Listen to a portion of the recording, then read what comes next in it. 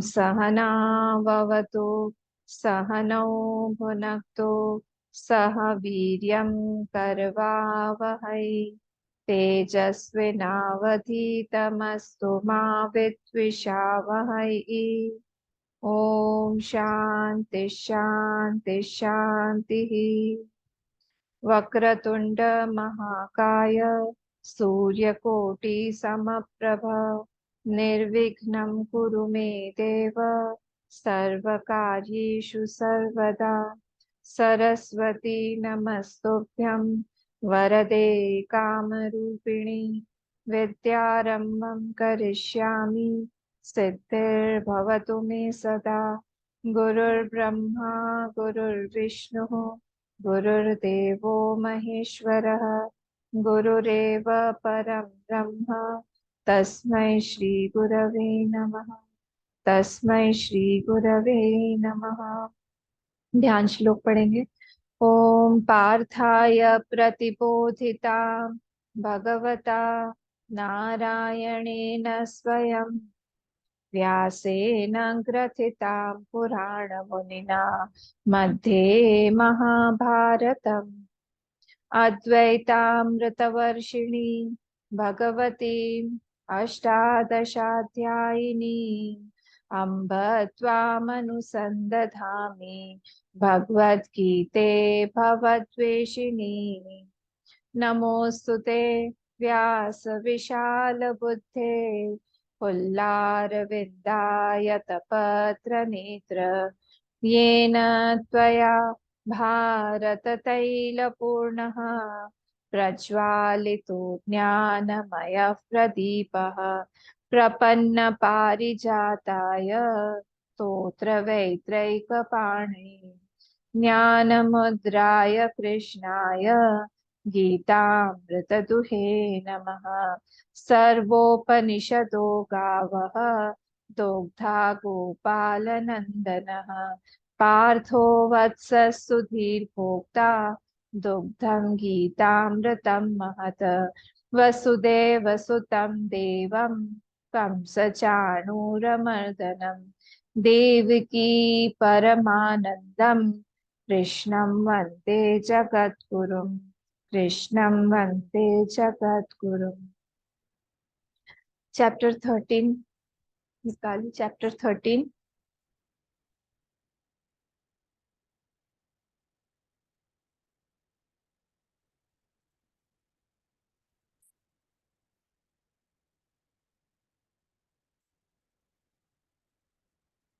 पहले पहले ना ना पहले पिंकी और नाबिक तो हेल्प कर रहा था।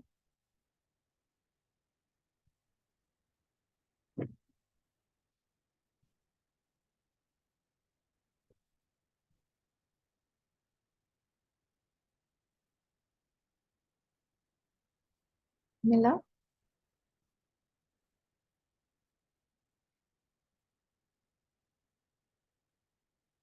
ओम श्री परमात्मने नमः। अथ त्रयोदशोऽध्यायः।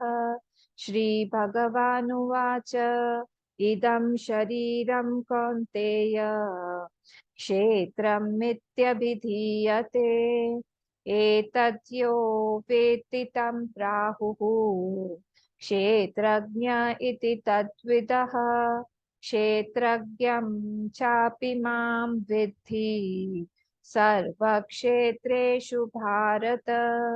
क्षेत्र क्षेत्रज्ञयोर्ज्ञानं यत्तज्ज्ञानं मतं मम तत्क्षेत्रं यच्च यादृक् च यद्विकारी यतश्च यत् स च यो यत्प्रभावश्च तत्समासेन मे शृणु।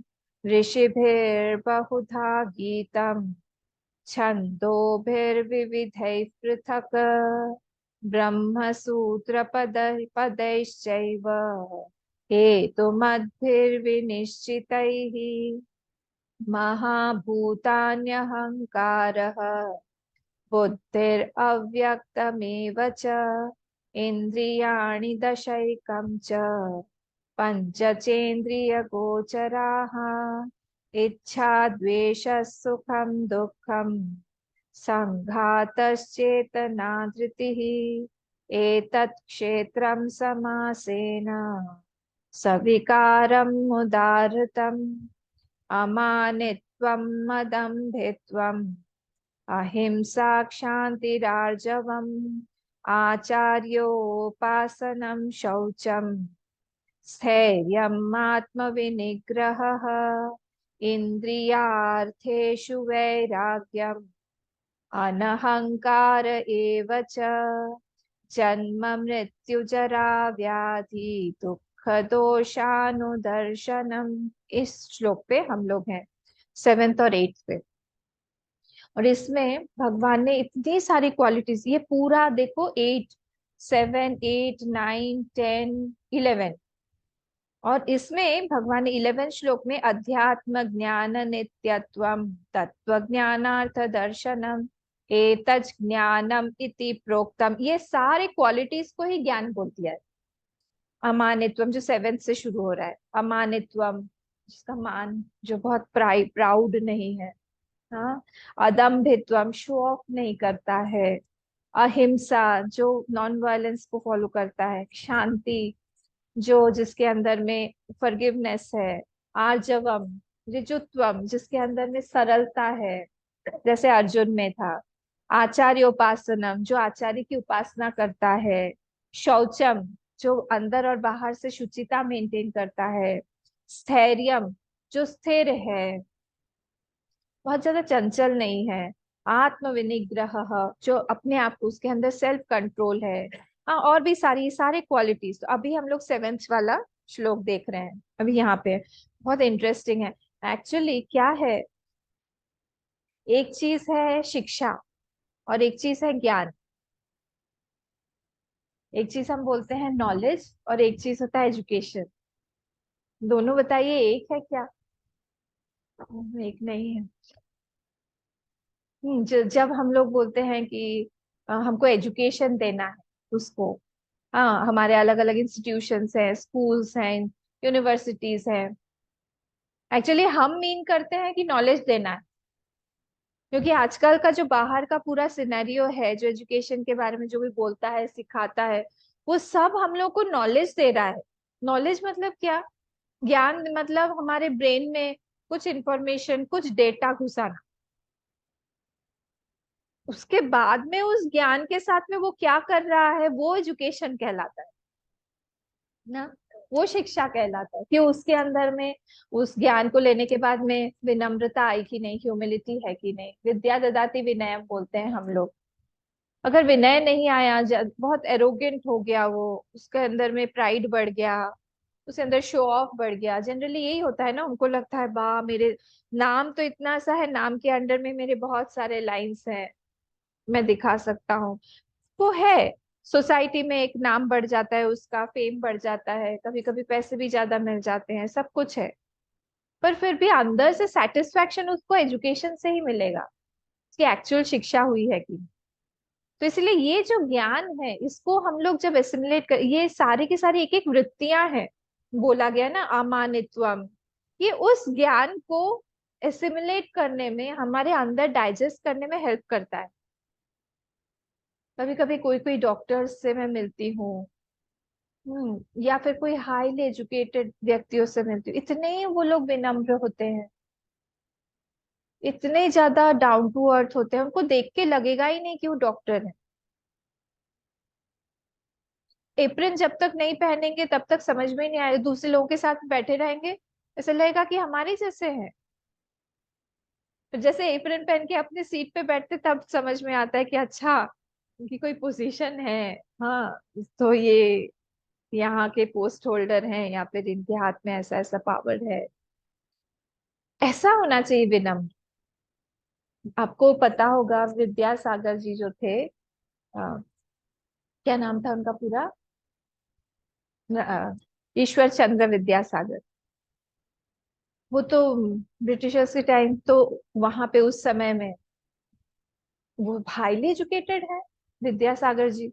उनको बुलाया ब्रिटिशर्स ने एक पार्टी में, उस पार्टी में बुलाया तो वो धोती पहनते थे, वाइट एकदम, कुर्ता और धोती पहनते थे वो।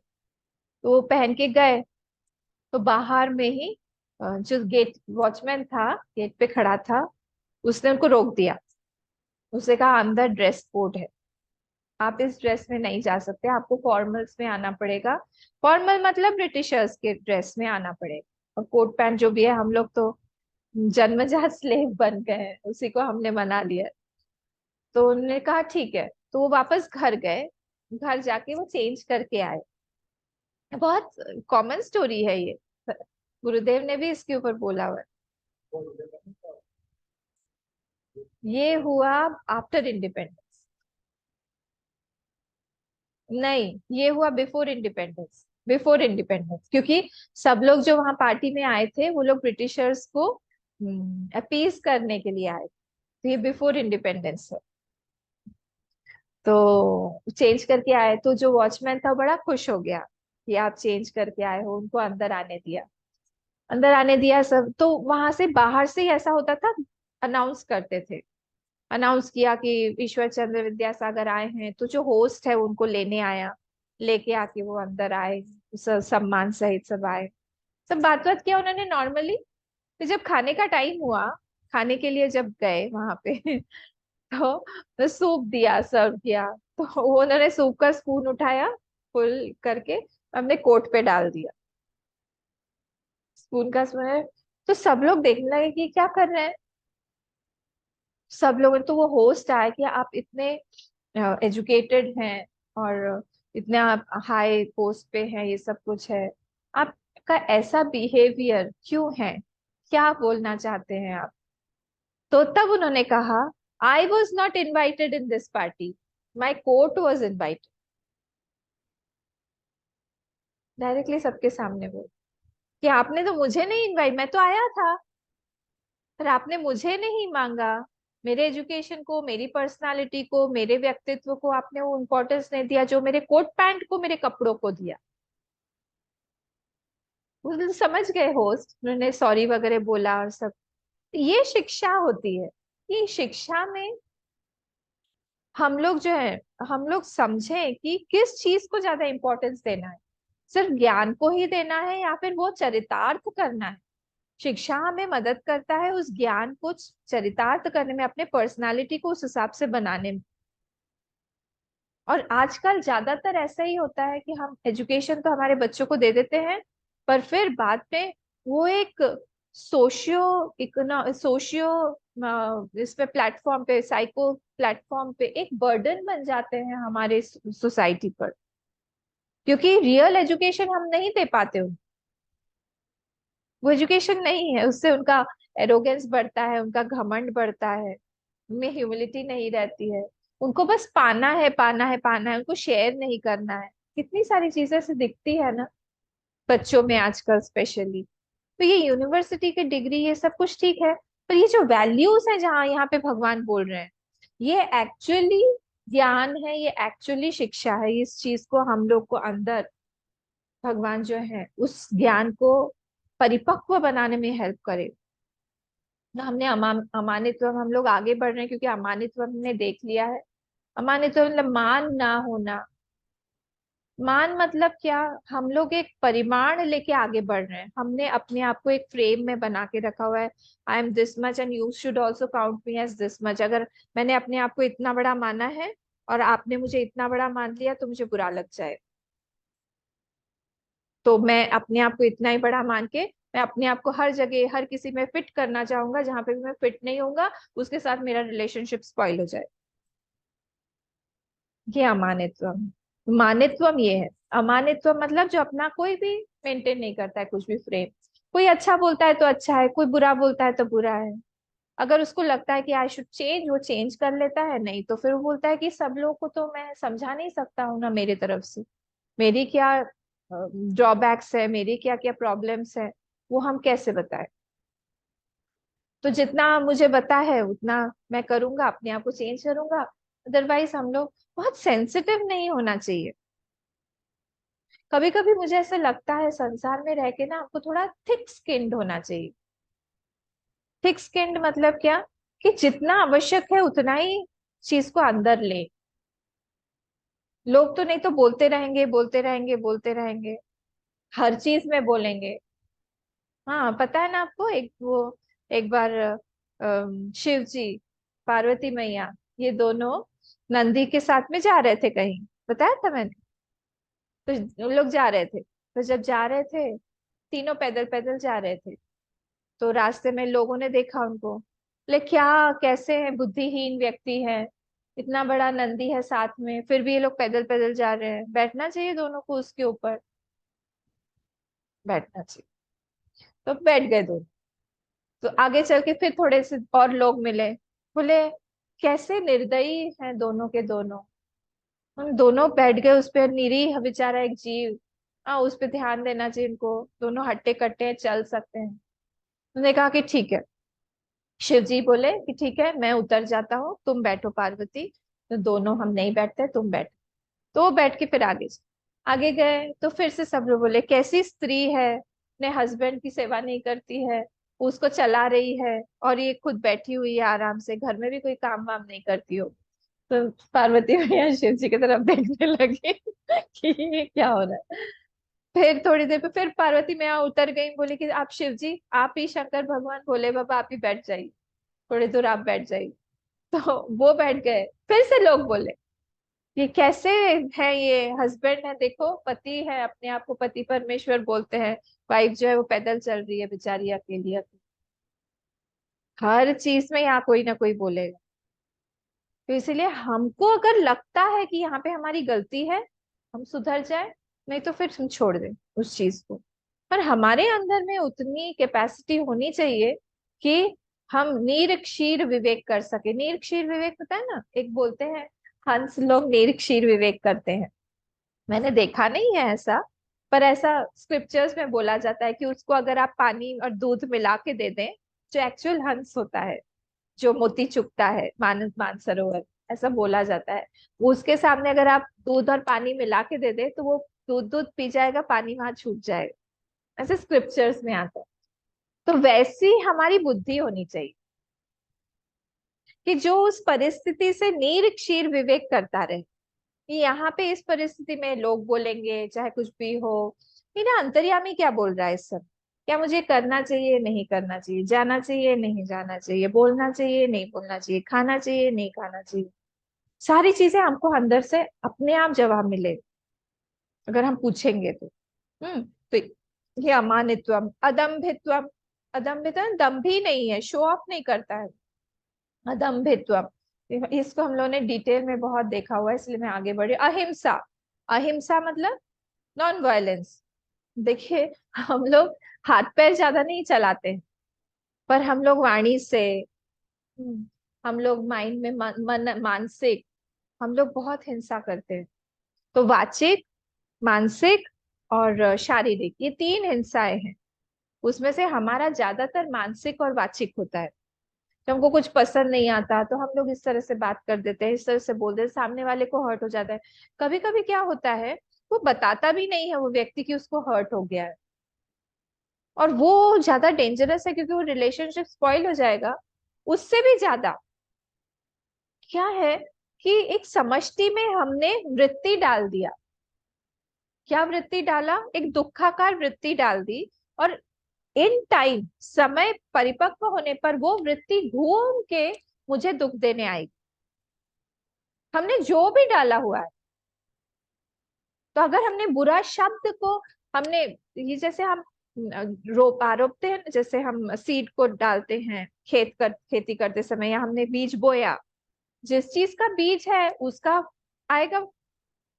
तो जो भी वहां पे हमने बोया है, अगर हमने खराब शब्द बोया है, वो कोई ना कोई एक व्यक्ति आएगा पूरी सृष्टि से, और हमको वही सुना के दिया जाएगा जो हमने किसी को दिया हुआ। अगर अच्छा किया है, अच्छा भी सुना के जाए। इसलिए बहुत सावधान रहना चाहिए हमको, जब भी हम कोई वर्ड्स यूज करें, जब हम बात करें एक दूसरे से, हम क्या इंफॉर्मेशन दे रहे हैं, ये इंफॉर्मेशन हानिकारक है कि नहीं। हम कभी कभी गॉसिप में बैठ जाते हैं, कभी कभी उसकी बात इधर सुन लेते हैं, इसकी बात उधर कर देते हैं, पर हम ये नहीं, उस समय के हम भावनाओं में इतने फ्लो हो जाते हैं कि हम ये नहीं समझ पाते कि इससे उस व्यक्ति के बारे में, जिस व्यक्ति के बारे में हम बात कर रहे हैं, उसके इमेज में कितना बड़ा हम लोग उसको नीचे डाल खींच रहे हैं। इस व्यक्ति के सामने जिसके बारे में मैं बात कर रही हूँ, उसके मन में इस दूसरे व्यक्ति के बारे में, जिसके बारे में गॉसिप हो रहा है, मैंने पूरा का पूरा उसके इमेज को क्रैश कर दिया। क्या होगा? हमारे साथ भी ऐसे ही, हम जब चाहेंगे कि कोई व्यक्ति हमको प्रशंसा हमारी करे या हमारा इमेज बने, हमारे साथ पे भी वही हो। ये रूल है। इसीलिए इन सब चीजों से हमें बहुत बच के, इसीलिए बोला जाता है कि मन को एंगेज करके रखो, मन को जप तप में लगाओ।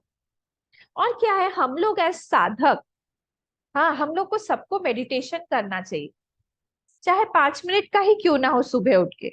हाँ, सबको हमें मेडिटेशन करना है। जब हम मेडिटेशन की सीट पर बैठते हैं, तब जो भी हमने गॉसिप किया हुआ है, जो भी हमने खराब बोला हुआ है, उसका इम्प्रेशन मन बहुत जल्दी ले लेता है। और उस समय जब हमको शांत मन चाहिए बिल्कुल, उस समय वही सारे थॉट्स आएंगे, तुमने उसको ऐसा बोला, क्योंकि अंतर्यामी चुप नहीं बैठेगा। वो उस समय हमको बता दे, और हम मेडिटेशन की सीट से उठ जाएंगे। क्योंकि हमें साधना करनी है, तो हमको मेडिटेशन करना पड़ेगा। उसी से ही हमारा निदान है, उसी से ही हमारा मन शांत होगा, उसी से ही हमको एनर्जी मिलेगी, सब कुछ उसी से होगा। पर हम कर ही नहीं पाएंगे अगर हमारे अंदर ये सारी गड़बड़ियां हो तो। क्योंकि वाक जो है, जैसे कभी कभी होता है ना, हम लोग जोर से किसी पे चिल्ला के आ गए, हमने तो चिल्ला दिया, पर उसके बाद आके, मेरे साथ कई बार ऐसे होता है, कोई बच्चा मस्ती कर रहा है नीचे, या कुछ गमला तोड़ दिया, यहाँ तो सारे बच्चे हैं अब छोटे छोटे, मैंने जोर से उनको डांट दिया, डांट के मैं अपने कमरे में आ गई।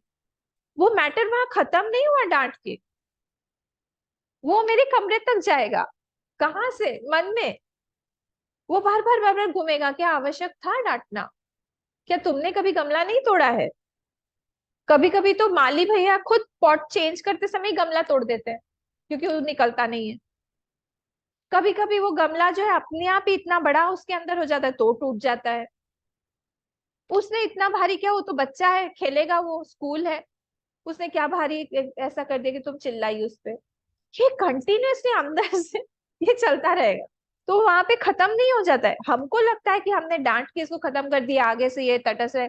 एक्चुअली स्पीच इसलिए होनी चाहिए कि हम अपने आप को सुधारें, नॉट द अदर। ये सारे इंस्ट्रूमेंट्स हमको भगवान ने जो दिए हैं, सारे हमारे आंख कान नाक स्मेल इत्यादि हाथ, ये सारे के सारों से हमको ऐसा इंफॉर्मेशन लेना चाहिए या ऐसे कर्म करना चाहिए जिससे कि हमारी गति, हमारा मन जो है वो सुधरे। दूसरों को सुधारने के लिए हम नहीं बने हैं, दूसरों को सुधारने के लिए हम नहीं आए। कोई नहीं सुधरेगा। एक्चुअली फैक्ट यही है। हमारा टाइम वेस्ट होगा, हमारा इंप्रेशन खराब होगा, लोग जो है हमको खराब पाएंगे, और कुछ नहीं। इससे अच्छा है हम इन सब चीजों को अपने लिए यूज करें, और हम देखें कि आगे हमारा कैसा अच्छा हो। तो वाणी था हमारा, और क्या मैंने बोला था, शारीरिक, हम लोग शारीरिक ना करके हम बाहर बहुत बार इस तरह से पोल्यूशन कर देते हैं। हाँ, हम लोग प्लास्टिक यूज कर रहे हैं, वो भी हिंसा में ही आता है।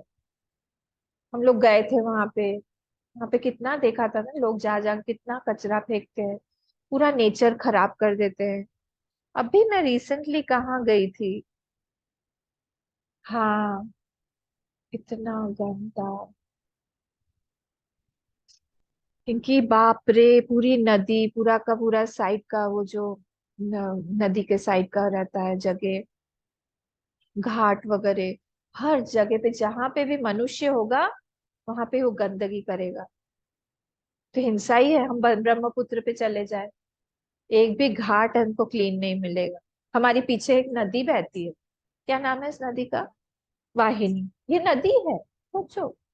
खिड़की बंद करके रखते हैं हम लोग,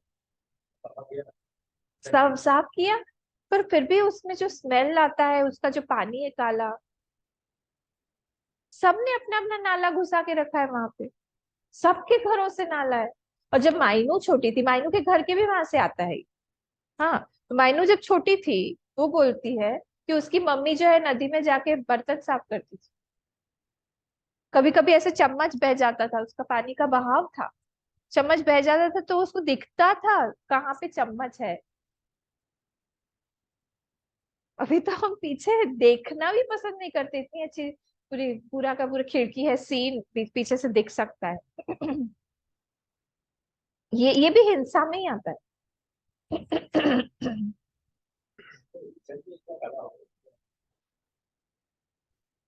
बहुत बहुत खराब। तो इसलिए ये सारी जो भी है, हमको सोचना चाहिए कि हम कहाँ पे इसको बंद कर सकते हैं, क्या कर सकते हैं। जैसे मैं अपने घर की बात बताऊं, तो हमारे यहाँ पे एक बोलते हैं सोकपिट।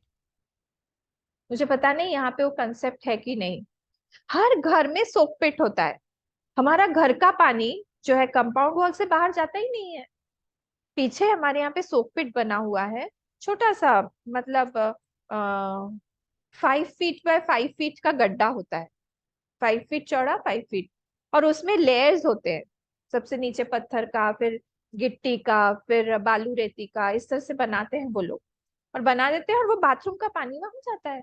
सेप्टिक टैंक तो ऑलरेडी बना हुआ है, गंदा होगा ही नहीं अगर हर एक घर में सोक पिट बन जाए। पृथ्वी में अपने आप ही सोख लेंगी उसको। यहाँ पे है ही नहीं वो चीज। यहाँ पे आप देखिए, एक एक गली में घुसिए, ये भी हिंसा है, मुझे अभी याद आया। एक गली में घुसिए आप, सबका इंक्रोचमेंट है।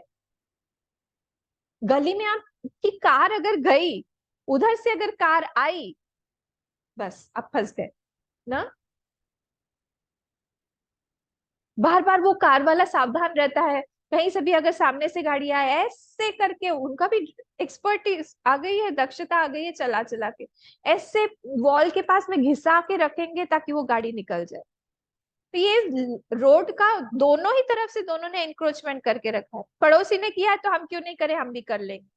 ऐसे कर करके वो रास्ता इतना नैरो हो गया है कि वो सिंगल लेन हो गया है। एक्चुअली तो सबको सिंगल लेन बनाना चाहिए, या तो एंट्री हो या फिर एग्जिट हो।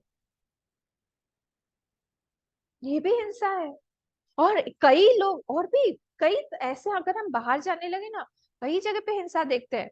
हम लोग देखेंगे, एक डेड, एक एंड है, हाँ, जैसे एक यहाँ से एक रास्ता आ रहा है, यहाँ से एक रास्ता जा रहा है, ऐसे करके हमको ऐसे घूम के जाना है।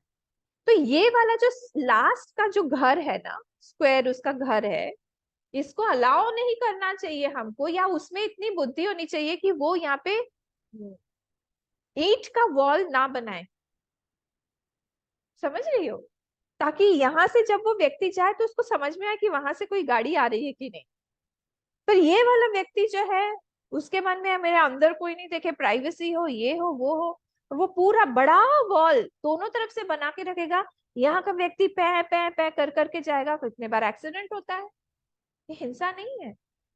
अनोइंगली हम कितनी बार हिंसा करते हैं। मेरे कजिन ब्रदर हैं इंदौर में, तो गुरु भाई ही हैं।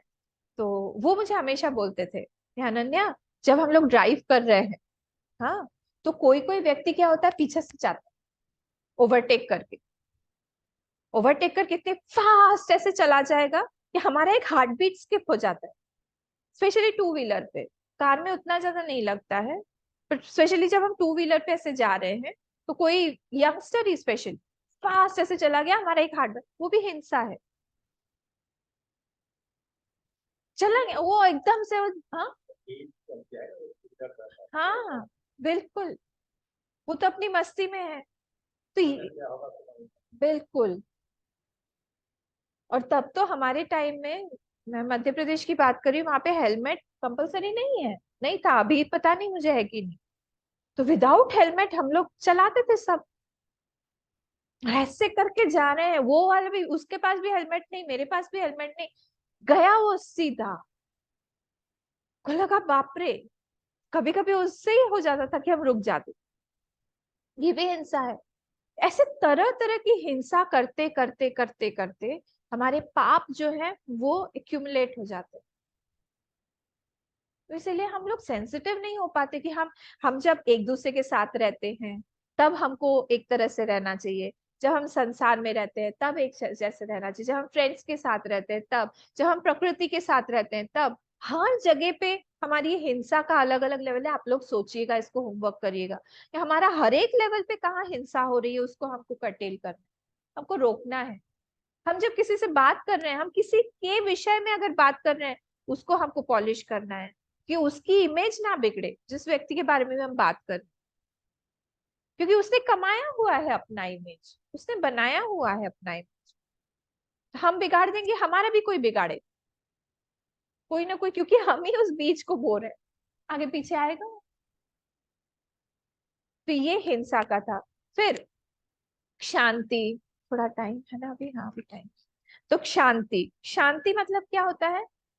या देवी है ना, या देवी सर्वभूतेषु शांति रूपेण संस्थिता। शांति मतलब होता है क्षमा। शांति अलग होता है, शांति क्ष, मीनाक्षी वाला, वो क्ष। तो क्ष, शांति मतलब होता है क्षमा। तो क्षमा हम लोग को करना चाहिए। क्षमा अगर जब हम करते हैं, हमारा दूसरे के लिए हम नहीं करते हैं, क्षमा हम करते हैं अपने लिए। क्योंकि अगर जहाँ हम, साइकोलॉजी है एक, जहाँ हम क्षमा नहीं करते हैं, वो व्यक्ति बाहर नहीं, हमारे मन में घर बना के बैठ जाता है। हमारा मन का, हमारा मन जो है उसका कोई फॉर्म नहीं है। हमारा जैसा थॉट्स होगा वैसा हमारा मन बन जाता है, उसका शेप वैसा ले लेता है। तो अगर हमने जिस बार, देखिए ये बहुत इंपॉर्टेंट चीज है, क्योंकि यही हमारे नेक्स्ट जन्म का भी कारण है। हमारा मन उस शेप का बन जाएगा। हाँ, जड़ भरत की स्टोरी में बताती हूँ ना, तो आखिरी में डियर का शेप बन गया था, तो उसका डियर का जन्म मिला। उस पे हम कभी बाद में आएंगे। तो हम, हमारी वृत्ति जैसी होगी वैसा उसका शेप बन जाएगा, जैसे भी वृत्ति होगी। अगर मैं बहुत ज्यादा श्री कृष्ण भगवान के बारे में सोच रही हूँ, जैसे मीराबाई का था, तो उनकी आकृति मन की हमेशा श्री कृष्णाकार ही रहती थी। वैसे अगर कोई बहुत पैसे के बारे में सोचता है, तो पैसे के आकार की वृत्ति उसके दिमाग में होती है। अगर उसका उस समय शरीर छूट गया, पुण्य रहा, तो पैसे वाले के घर में जन्म होगा। पुण्य नहीं रहा, तो फिर वो पैसे के आसपास में ही सांप बनेगा। गड्ढा गाड़ के वो करते थे ना पहले, कोई ट्रेजर रख देते थे गड्ढा गाड़ के, उसके आसपास में सांप जरूर मिलता था। नेक्स्ट बर्थ होगा कि नहीं होगा, ये हमारे ऊपर है, पूरी तरह से, पूरी तरह से हमारे ऊपर है। परीक्षित जी ने 7 दिनों में भागवत सुन के अपना बर्थ काट दिया। ठीक है। अगर इनका नाम क्या था, खटवांग, खटवांग करके राजा थे। उन्होंने एक मुहूर्त, वो बहुत लड़ाई कर रहे थे देवताओं के पक्ष से, दानवों को उन्होंने हराया। बहुत अच्छे राजा थे, आजीवन उन्होंने अच्छा काम किया, सब कुछ अच्छा अच्छा हुआ। पर आखिरी में उन्होंने कहा, वो बहुत टायर्ड हो गए थे, तो उन्होंने देवताओं से पूछा कि मेरे मेरे जीवन में कितना टाइम है अभी, मैं बहुत थक गया हूँ, मुझे आराम करना है जाके। तो देवताओं ने, चित्रगुप्त वहां के जो अकाउंटेंट है, उन्होंने खोला उनका चिट्ठा, ने कहा कि अरे राजन, आपका तो, आपका डेथ होने में एक ही मुहूर्त बाकी है। तो वो नीचे आए, स्वर्गलोक से नीचे आए, पृथ्वी लोक पे आकर एक मुहूर्त में ही उन्होंने अपने मन को इतना कंट्रोल कर लिया, उनका जन्म नहीं, मुक्त हो गए। तो वो कंट्रोल करना, ये सब कुछ करना, इसमें टाइम लगता है। ज्ञान होने में या फिर हमारे जन्म को काटने में, उसमें टाइम नहीं लगता। मन को प्रिपेयर करने में, हमारे उस ज्ञान के लिए, ताकि हमारा पुनर्जन्म ना हो, यही सारी चीजें बताई, ताकि हम अपने मन को कंट्रोल करके उस हिसाब से बनाएं। पुनर्जन्म नहीं होगा, हम अपने, अपना सेल्फ जो है, हमारी जो आत्मा है, वो परम ब्रह्म में एक हो जाएगी। परम ब्रह्म के साथ में एक होके, फिर वहां पे हम पूरे के पूरे, वहां पे कोई कोई भी दूसरा फॉर्म नहीं है। वहां पे ना टाइम है, ना पे वहां पे स्पेस है। जैसे हम लोग सुषुप्ति अवस्था में रहते हैं, जब हम लोग सो जाते हैं, तब जिस अवस्था में रहते हैं कि उस समय हमको किसी भी चीज का ज्ञान नहीं होता है, पर फिर भी वहां पे अज्ञान है, उस समय में अज्ञान भी नहीं रहता है। तो इसीलिए उस समय हम पूरी सृष्टि से एक हो जाते हैं, पूरी सृष्टि से एक हो जाए। वो एक स्थिति बहुत सुंदर स्थिति होती है, और उसके लिए ये शरीर छोड़ना आवश्यक नहीं है। हमारे गुरुओं ने, हमारे महात्माओं ने, हमारे भक्तों ने ये इस शरीर के साथ में भी उस स्थिति को प्राप्त करके दिखाया है। कैसे? इन्हीं के थ्रू, ये सारी चीजों के थ्रू, या जब हम माइंड को कंट्रोल करेंगे, माइंड को हम लोग ठीक करेंगे, हमारे इंटरेक्शंस में हम लोग उसको ठीक करते रहेंगे, हम अपने आप जीते जी हम लोग उस स्टेट को एक्सपीरियंस कर पाएंगे। सबके साथ में एकत्व रहेगा, किसी के साथ में भेद बुद्धि नहीं रहेगी कि ये मेरा है ये मेरा नहीं है, कोई पराया है, ऐसा भी नहीं रहेगा, सब यहाँ पे मेरे हैं। ये सारी की सारी चीजों में उसको ब्रह्म का दर्शन होने लगेगा। बहुत सुनना पड़ता है उसके लिए, श्रवण बहुत करना पड़ता है। इसीलिए मैं बोल रही हूँ, मेडिटेशन जब हम करेंगे, बैठेंगे रोज रोज रोज रोज, माइंड को एक आदत पड़ जाएगी कि नहीं मुझे मेडिटेशन करना है। तो मेडिटेशन की सीट पे हम मेडिटेट क्या करेंगे, उसके लिए हमको सुनना पड़ेगा बहुत। और इसीलिए ये सारी चीजें भगवान सुना रहे हैं हम लोगों को कि तुम सुनो और फिर मेडिटेशन करो, उसके बारे में करो, अपने स्वभाव को ठीक करो, कहाँ पे हमारी गड़बड़ी हुई, कल हमने दिन भर जो जो किया उसका सारा का सारा हमारे मन में लिस्ट एक होना चाहिए। हमने इस घंटे से इस घंटे में क्या किया, सुबह क्या किया, दोपहर को क्या किया, शाम को क्या किया, रात को क्या किया, इससे मिले क्या क्या बातें हुई, सब कुछ क्लियरली क्लियरली हमारे आंख के सामने आ जाना चाहिए। और हमको सोचना चाहिए उस बिहेवियर को मैं और बेहतर बना सकता था क्या, उस मीटिंग को, और या फिर उस शब्दों को मैं और अच्छा कोई शब्द यूज कर सकता था क्या। तो यहाँ पे जो हम लोग शांति पर आए हैं, ये बड़े बड़े महात्मा जैसे देवकी वसुदेव जी, इनका जो क्षमा का ये है, 6 6 बच्चों को कंस ने मार डाला, पता होगा ना, 6 बच्चों को कंस ने मार डाला देवकी के। फिर भी आखिरी में जब वो योग माया रूप से चली गई, योग माया यशोदा की पुत्री को लेके आए थे, याद है ना, यशोदा की पुत्री को गोकुल से लेके आए थे, तब बार बार गिड़गिड़ा रही थी देवकी, प्लीज इसको छोड़ दीजिए आप, क्योंकि उसको पता था ये मेरी बच्ची नहीं है, मेरा पुत्र तो उधर चला गया, और वो भी पुत्री है, बोले तो ये पुत्री है, तुमको मारेगी नहीं, तुमको क्या करेगी, इसको छोड़ दो, भैया छोड़ दो। नहीं, हाथ से छीना, ऐसे ऐसे पैर पकड़ के घुमाता था ना, पकड़ के दीवार पे पटका, जैसे ही वो हाथ से छूटी, चतुर्भुजा नहीं अष्टभुजा देवी के रूप में वो प्रकट हो गई, प्रकट हो गई और उनको बोला कि अरे दुष्ट कंस, तेरा जो मारने वाला है प्रकट हो चुका है, वो और कहीं पे है और तुझे खत्म करेगा, ऐसे से वो करके वो अदृश्य हो गई। तब ये माफी मांग रहा है कंस। हम लोग होते तो माफ करते हैं, हमारे हमारे बच्चे को कोई एक चाटा मार दे, हम माफ नहीं करते हैं। इन दोनों ने माफ कर दिया। द्रौपदी के 5 बच्चों को सोते हुए अश्वत्थामा ने मार डाला। फिर भी बाद में जो है, जब उसको पकड़ के लेके आए अर्जुन और श्री कृष्ण भगवान, गले में रस्सी डाल के, जैसे हम लोग कुत्ते को लेके आते हैं ना, वैसे उसको घसीटते हुए लेके आए, क्योंकि पापी ऐसा था। तो लेके आए, तो उसने डायरेक्टली जोर जोर से चिल्लाई, मुंच मुंच अला मला, बहुत हो गया बहुत हो गया, इसको छोड़ो छोड़ो, ये तुम्हारे गुरु का पुत्र है, मतलब गुरु ही इस रूप में आया हुआ है, इन्हीं के वजह से तुमने ज्ञान सीखा, इसको छोड़ो, माफ कर दिया। श्री कृष्ण भगवान, अर्जुन बोले नहीं इसको माफ मत करना, अर्जुन मैं बोल रहा हूँ इसको मृत्यु दंड दो, और द्रौपदी बोल रही है कि इसको छोड़ दो, तो दोनों के हिसाब से तुम दोनों का मान रखो। तब उन्होंने मणि जो है, उनके यहाँ पे मणि था, उस मणि को खींच के उनको मुंडन करके, मतलब किसी का, किसी श्रेष्ठ व्यक्ति का अगर सबके सामने इस तरह से इंसल्ट किया जाता है, तो फिर सेम एज डेथ होती, it is considered to be death. तो उसको वैसे करके शिविर से निकाल दिया। तो इस तरह से इतने बड़े बड़े लोग, उड़िया बाबा को लास्ट में एक व्यक्ति पागल सा था, हाँ, सत्संग चल रहा था शाम के टाइम पे, उड़िया बाबा एक महान संत हुए, उत्तर प्रदेश के वृंदावन में ही उनका आश्रम है।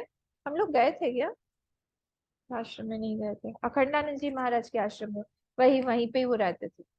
तो उड़िया बाबा जी लास्ट में जब वो वहां पे थे, एक दिन कीर्तन कर रहे थे, तो वो आदमी आया सामने से, और उसके हाथ में वो था सिकल, बोलते हैं ना सिकल, वो ऐसा रहता है लोहे का, हाँ, हासी, हासी, वो हासी था, हाँ हिंदी में हसिया बोलते हैं, हासी। तो वो था, वो लेके अंदर घुस रहा था, तो सबने उसको रोक दिया, बोले बाबा मुझे वहां पे बैठना है, उनके पास में ही बोला। तो वो तो ध्यान में थे, सबने कहा, मन मना कर दिया, नहीं नहीं नहीं, तू पीछे बैठ। पीछे के दरवाजे से आया, पीछे के दरवाजे से आया, बाबा ऐसे बैठे हुए थे, बाबा के सिर पे, उनका बाल नहीं था, बाबा के सिर पे ऐसे करके मारा। बाबा कुछ नहीं बोले, ऐसे करके फिर से दूसरी बार मारा। फिर उन्होंने हाथ ऐसा रखा, तीसरी बार मारा, उनकी उंगली भी कट गई। सब लोग दौड़ दौड़ के आए, पूरा खून खून हो गया। उन्होंने धीरे से ऊपर देखा, उसमें वो, तुम पीछे से जल्दी निकल जाओ, नहीं तो ये लोग तुमको मार डालेंगे। उसमें भी उनकी दया, मर गए वो, समाधि हो गई उनकी उसके बाद।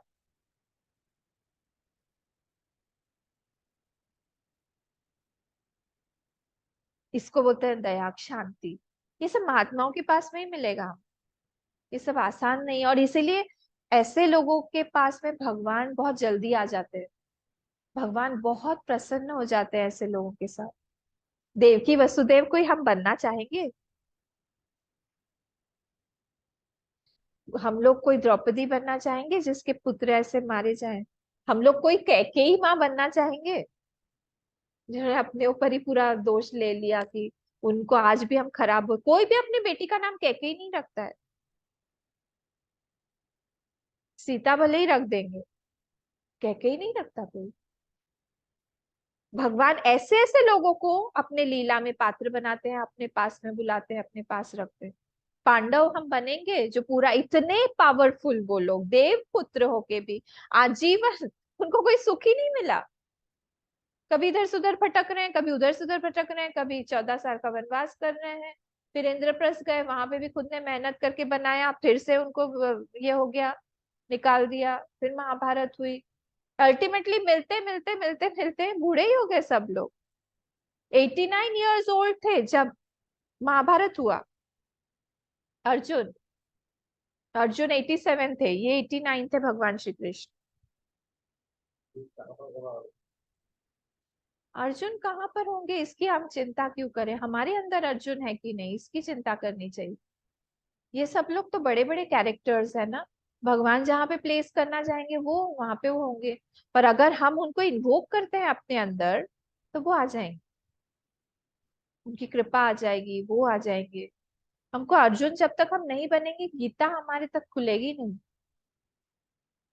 हमारे अंदर में, क्योंकि भगवान ने गीता अर्जुन को ही सुनाई थी। इसीलिए अर्जुन होना पड़ेगा हम। अर्जुन मतलब ये नेक्स्ट वाला जो आ रहा है ना, शांतिरार्जवम, ऋजुत्वम, सरलता। अगर सरलता नहीं होगा तो फिर हम बहुत मुश्किल है हर जगह पे। हम लोग मतलब हम हिडन एजेंडा कोई नहीं है हमारे पास कि हम कुछ सोच के आपके पास जा रहे हैं, कुछ निकलवाना है। या कोई प्यार से बात कर रहा है तो सोच रहे क्यों इतना प्यार से बात कर रहा है आज, कुछ काम करवाना है क्या इसको? बहुत ज्यादा हंस रहा है, होता है ना कभी, बहुत ज्यादा हंस रहा है। पिछले बार भी ज्यादा हंस रहा था, तब यही है, ये कुछ मांगने के लिए आया था। कभी तो ये दिखता नहीं है, आज क्यों आ गया? जरूर कुछ मांगने आया होगा। ये जो क्रुकेडनेस हमने संसार के साथ व्यवहार बना बना के बना लिया, ये भगवान को पसंद नहीं। बोलते तुम सरल होके मेरे पास आओ, सीधा रिजुत्व। उनको इसलिए बहुत पसंद थे अर्जुन, कि उनके मन में कोई क्रिकेटनेस रहती नहीं थी। जब वो आते थे मिलने के लिए द्वारका से, इधर इंद्रप्रस्थ आते थे, तो सबसे पहले ऐसे पूरी भीड़ उनको प्रणाम करने के लिए है, सारे के सारे पांडव उनके पास में आए हैं। वो उनकी आंख अर्जुन को ही खोजती रहती थी, कहाँ है कहाँ है। क्या भगवान हमको खोजते हैं? ये ध्यान देना चाहिए कि क्या वो हमको चाहते हैं कि हम उनके पास में रहे? हम लोग सभी चाहते हैं हमारे आसपास कोई सरल ही रहे। हमको बच्चे क्यों पसंद है? इनोसेंस रहता है उनमें, इसीलिए हमें पता है कि जिसको मार भी दो तो भी थोड़ी देर में ठीक हो जाएगा, ड्रॉप कर देगा। ये जो व्यक्ति है ये ड्रॉप कर देता है बड़ी आसानी से, सिचुएशंस को, स्थिति को, थॉट्स को। इसलिए बहुत पसंद होता है हम लोगों को। जैसे होता है ना, हम माला बनाते हैं, फूल की माला। तो कभी कभी क्या होता है, वो जो धागा होता है उसमें गांठ एक पड़ जाती है, और वो गांठ हमको हर फूल के साथ में अटका देती है। ये गांठ पड़ा हुआ, एक्सपीरियंस हुआ है? भी वो गांठ पड़ा हुआ है, तो कभी कोई भी फूल जो है उसमें से एकदम फ्लो में नहीं जाता है, अटक जाता है। वैसे ही अगर हमारे अंदर में कोई वासना है, वासना मतलब कोई थॉट पड़ा हुआ है, उसकी गांठ है कि हमको इस व्यक्ति से निकालना है, कब मौका मिलेगा मुझे, कब मिलेगा, वेट करता रहता है, उसका एक्सप्रेशन चेंज हो जाता है, सरल नहीं रह पाता, वो ओपन नहीं रहता है डिस्कशन के लिए, क्योंकि वो वेट कर रहा है, कहीं ना कहीं उसके अंदर गांठ पड़ी हुई है कि मुझे ये चाहिए, ये चाहिए, ये चाहिए, यहाँ से ये चाहिए, इस व्यक्ति से ये चाहिए। तो सरलता नहीं है उसके अंदर, सरलता से हो जाएगा नहीं। एक नाभाग करके एक राजकुमार हुए, भागवत की कथा है। वो गुरुकुल में जैसे पहले भेजते थे पढ़ाई करने के लिए, तो उनको भेजा गया। वो आए पढ़ पढ़ के, जब आए पढ़ के तो उनके और भी भाई थे और ये सबसे छोटे थे। तो सारे भाइयों ने क्या किया, सारी की सारी संपत्ति को आपस में बांट लिया, उनको नहीं दिया कुछ। तो इतने सरलता से आए, और सारे भाइयों में से जो सबसे बड़े भाई थे उनके पास में जाके पूछा, भैया आपने सब कुछ बांट लिया, मेरे भाग्य में क्या है?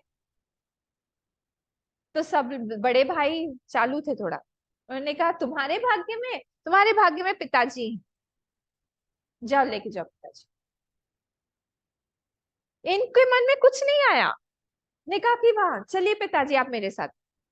तो पिताजी के साथ ही रहने लगी। पिताजी को तो समझ में आ रहा था कि इनके साथ में अन्याय हुआ है। तो एक बार क्या हुआ, कहीं पे ऐसे बहुत दूर में हवन कर रहे थे सब ब्राह्मण लोग मिलके। और वो हवन में, हमारे ऐसे छोटा मोटा हवन नहीं, हवन मतलब बहुत बड़ा यज्ञ होता था। उसमें सारे पात्र सोने के होते थे। इमेजिन करो, सारे द्रव्य एकदम अच्छा अच्छा द्रव्य, सब कुछ वहां पे खूब सोना चांदी रहता था। दक्षिणा के लिए सोने के मुहर रहते थे, ये सब कुछ। तो ब्राह्मण लोग ने कहा स्वाहा स्वाहा, उनको स्वर्ग प्राप्ति के लिए वो लोग वहां पे यज्ञ कर रहे थे। इसके पिताजी ने नाभाग को बुलाया, और उससे बोला कि बेटा देखो, मैं तुमको एक बात कहना चाहता हूँ।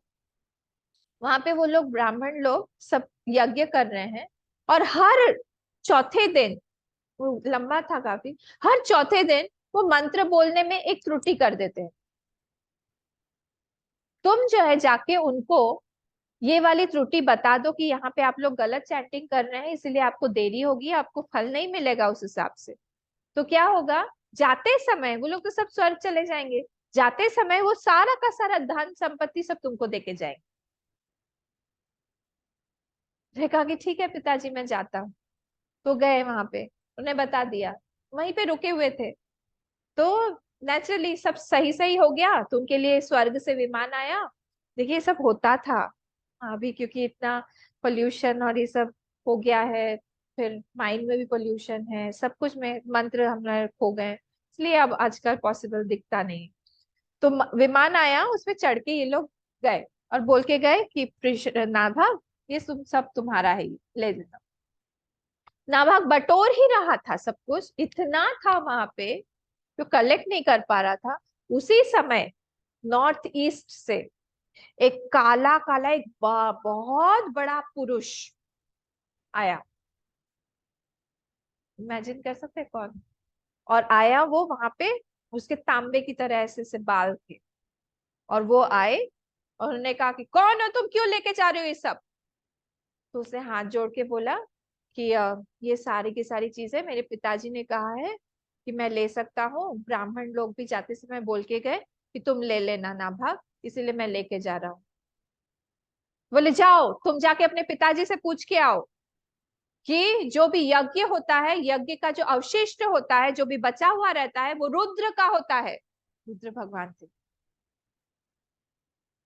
रुद्र का होता है। उसने हाथ जोड़ के फिर बोला, देखिए ऋजुत्वम, आर्जवम, सीधापन। उसने कहा ठीक है, मैं पिताजी से पूछ के आता हूँ। बोला मैं तब तक यहीं बैठूंगा।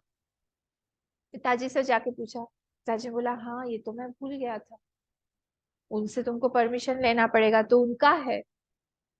फिर से आए, आने के बाद में फिर हाथ जोड़ के बोला, आपने जो भी बोला था वो एकदम सही बोला था, आपने जो भी बोला था वो सही बोला था, ये सब आपका ही है, आप रुद्र भगवान है, मेरा प्रणाम आप स्वीकार करिए। और ये सारी की सारी चीजें आप ले जाइए। वो उसकी सरलता पे इतने प्रसन्न हो गए। रुद्र भगवान तो वैसे भी आशुतोष ही है ना, जल्दी प्रसन्न हो जाते। इतने प्रसन्न हो गए, उन्होंने कहा नाभाग, मैं तुमको सिर्फ यही सारी चीजें नहीं दूंगा, मैं तुमको ज्ञान भी दे दूंगा, मुक्ति भी दे दूंगा, जो आप अभी बोल रहे थे। एक चीज से ही, आर्जवम ऋजुत्वम से ही उनको पैसा भी मिल गया, प्रॉस्पेरिटी भी मिल गई, उनको ज्ञान भी मिल गया, उनको और पुनर्जन्म भी नहीं हुआ। कृपा पात्र बनना पड़ेगा हमको। जब तक हम वो पात्र नहीं बनेंगे तब तक ये सारी चीजें आएंगी नहीं। वो ब्लेसिंग्स के लिए भी हम लोग हम कोई प्रणाम करता है हमको, हम कितने लोगों को ब्लेसिंग देते हैं। अंदर से तो हमारे ब्लेसिंग किसी किसी के लिए ही निकलता है, जिसका, जैसे हमारे पास में 2-3 बच्चे हैं, हाँ हमारे ही, अपने ही। तो 2-3 बच्चों में से भी हमारा कैटेगरी वाइज प्रेम रहता है। जो हमारी बात सब सुनता है उसके लिए अलग प्रेम होगा, जो नहीं सुनता है, जो थोड़ा बहुत कभी सुनता है कभी नहीं सुनता है, अलग अलग प्रेम बढ़ जाता है। वैसे यहाँ पर भी है, अगर हम अपने चित्त को उस तरह से भगवान के लिए बनाएंगे, सरल रखेंगे, फिर अपने आप भगवान का जो चित्त है ना वो मेल्ट हो जाता है। इसको बोलते हैं सरलता। ऐसे ही एक पृषद्र की भी स्टोरी आती है। पृषद्र जो थे वो, उनको एक बार बोला, उनके पिताजी ने, वो राजकुमारी थे, पिताजी ने बोला कि जाओ तो हवन करना है, इसलिए मांस ले आओ। हवन में कुछ यज्ञ हो रहा था, उसमें मांस की जरूरत थी। तो उन्होंने बहुत सारे छोटे छोटे जानवरों को मारा, इकट्ठा किया, और अपने चैरियट में रख के वो लेके आ रहे थे। कहीं दूर चले गए थे जंगल। तो क्योंकि दूर चले गए थे तो भूख लग गई थी बहुत, रास्ते लंबा था आते आते। तो इन्होंने क्या किया, उतरे, एक का कुछ शायद रैबिट वैबिट कुछ सा पकाया, अग्नि आग वाग लगा के, और खा लिया वहीं पे साइड। तो खा के फिर वापस आके जितना बचा था वो दे दिया। तो प्रोक्षण होता है एक, जब हम लोग भगवान को चढ़ाते हैं कुछ तो बोलते हैं प्रोक्षण। तो जल लेके उस मंत्र से प्रोक्षण करते हैं। तो वहां पे उनके गुरु जो थे, उनका नाम था, विश्वामित्र थे शायद, वशिष्ठ या फिर विश्वामित्र, इन दोनों में से वशिष्ठ थे शायद, वशिष्ठ मुनि। वशिष्ठ मुनि समझ गए ये झूठा हो गया है। झूठा समझते हैं ना, एठो क्या बोलते हैं असमीज में, मतलब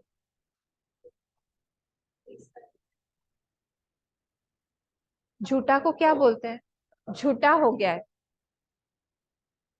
ठीक है, तो वो समझ, हाँ, तो उनको समझ में आ गया कि ये, वो एक लॉट था। जैसे हमने पंचामृत बनाया, हाँ हम लोग शिवरात्रि को भी ये सब चीजें संभाल के करते हैं, इसीलिए पंचामृत बनाया। केला जो है आधा यूज किया, वो जो आधा केला है वो रखा रहेगा, उसको कोई नहीं खाएगा जब तक कि पूजा नहीं हो जाती है।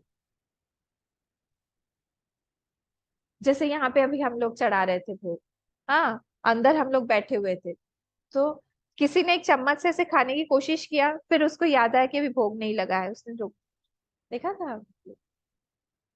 तो वो जब तक, क्योंकि वो होल जो है और पार्ट जो है वो अलग अलग नहीं है, तो अगर हमने उसमें से पार्ट निकाल लिया वो झूठा हो जाएगा।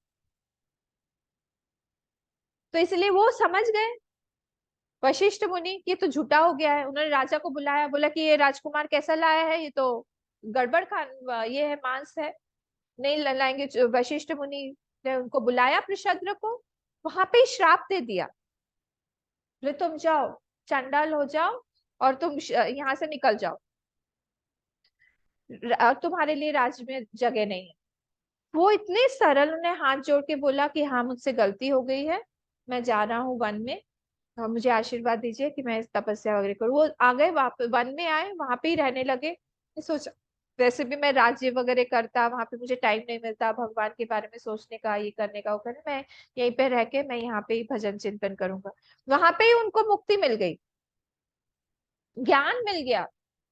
और फिर जब राजा की डेथ हुई, तो फिर से इस इन्हीं वशिष्ठ मुनि ने उनको बुला के उन्होंने कहा कि अब आगे राज्य फिर से। तो जब हमारे अंदर सरलता होती है, अपने आप ऐसे पूरा संसार जो है हमारे कई रास्ते जो है वो खोल देता है। अपने आप कृपा ऐसे बरसने लगती है कि तुम करो, मैं हूं तुम्हारे साथ। ठीक है, तो ये था हमारा आर्जवम। अब इसका जो नेक्स्ट है वो हम लोग कल देखेंगे, आचार्य उपासना। इसको हम लोग कल देखेंगे, आज हमारा टाइम। ओम पूर्णमदः पूर्णमिदं पूर्णात् पूर्णमुदच्यते पूर्णस्य पूर्णमादाय पूर्णमेवावशिष्यते। ओम शांति शांति शांति। हरि ओम, श्री गुरुभ्यो नमः। हरि ओम।